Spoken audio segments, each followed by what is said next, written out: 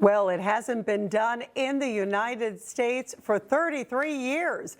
President Trump ordered the U.S. military to immediately resume testing our supply of nuclear weapons. And of course, that decision came prior to Trump's meeting with Chinese President Xi Jinping in South Korea. It was a big week in Asia where the president and his team displayed real strength on the world stage. And of course, it came after President Putin talked about testing his own. And let's discuss this with current ambassador to NATO and former acting U.S. Attorney General, our dear friend, we love seeing him, the great Matt Whitaker.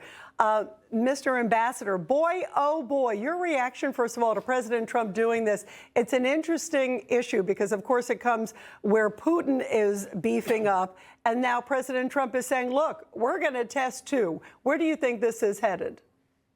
Yeah, well, first of all, it's good to be with you, Rita. I always enjoy being on your show. I think ultimately, President Trump is not going to let America be weak, and we are going to be the strongest nation in the world. We have the most nuclear weapons. We have modernized during the first Trump administration our nuclear arsenal, and so we're in a good place. But as other countries rattle the nuclear saber, President Trump knows that you have to be strong and you have to signal strength, and that strength is what's ultimately going to ensure the peace.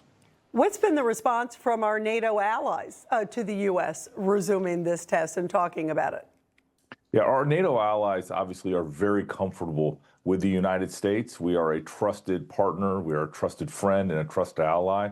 And for many of these countries, we provide their nuclear safety and their nuclear umbrella. And, NATO is stronger than it's ever been. We have a lot of allies that are doing more to increase their own defense preparedness and investment, and that's making the entire alliance stronger. But on the nuclear front, obviously, they all have continued to be great partners and want to be part of the alliance with the United States.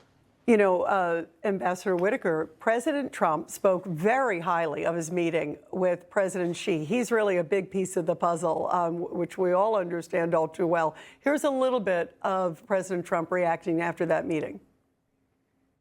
But overall, I guess on the scale of from 0 to 10, with 10 being the best, I would say the meeting was a 12. Okay, I think it was a 12.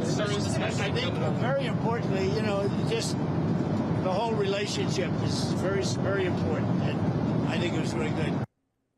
And some of the biggest results, by the way, from the meeting include a whole bunch of different things. China agreeing to buy soybeans. They also talked about rare earth minerals, purchasing also U.S. energy, more U.S. energy, lowering the tariffs. But one of the biggest things, I just saw this happen, it just came out about an hour or two ago, you probably know this, Ambassador, that apparently China, there's some talk of China helping the U.S. with Putin. That would be really powerful. Do you think those are words by China, or do you think they actually could play a constructive role?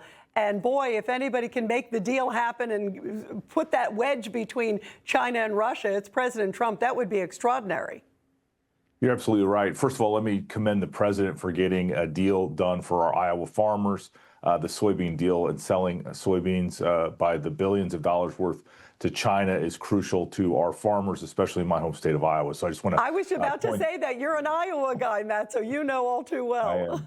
I am. But on the Putin front, there is no doubt that Xi Jinping is a crucial part of bringing the war in Ukraine to an end, whether it is buying Russian oil or whether it's providing dual capability electronics and component parts for the drones that Russia is fielding on the battlefield. And so I was very encouraged when President Trump gave a readout of the meeting and suggesting that President Xi was willing to work on bringing that war to an end and bringing peace, because obviously the killing has to stop. President Trump has been very clear about that, and having more folks come to the table and put pressure on Vladimir Putin, because he may not change his mind, but he certainly can change his calculus. And if China starts to speak out against the war and their aggressive invasion of Ukraine, I think that could be a game changer. Yeah, that could be enormous. And really, it's been incredible to watch President Trump all over the globe.